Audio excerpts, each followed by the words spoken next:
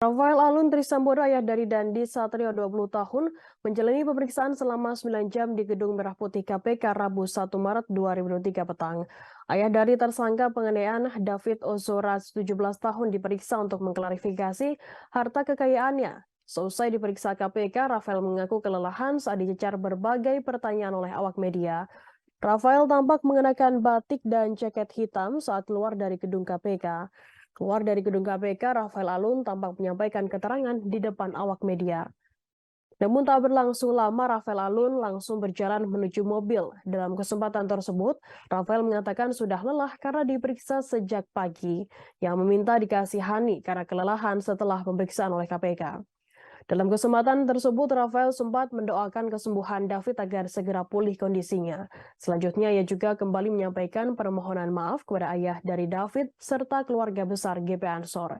Sebelumnya, Rafael Alun menjalani pemeriksaan KPK pada Rabu 1 Maret 2023 sejak pagi hari. Rafael tiba di gedung Merah Putih KPK pukul 8 pagi waktu Indonesia Barat, 1 jam sebelum jadwal klarifikasi dirinya oleh Direktorat Pelaporan LHKPN KPK. Setibanya di gedung KPK tak ada respon apapun yang diberikan kepada wartawan atas pemanggilan dirinya. Rafael mulai menjalani pemeriksaan pada pukul 9 pagi, kemudian ia meninggalkan ruangan pemeriksaan sekira pukul 17.40 waktu Indonesia Barat. Rafael Alun mengaku telah bersikap kooperatif dengan memenuhi panggilan sepihak KPK.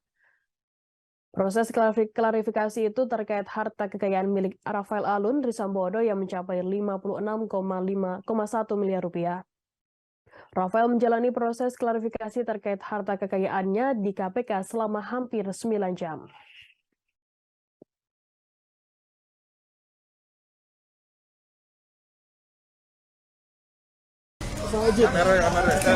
Saya sudah sampaikan.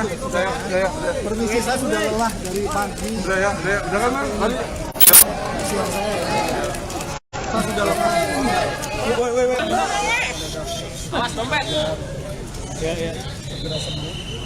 Pulih kembali. Itu dong, itu kan. Kepada keluarga Bapak kepada keluarga besar dan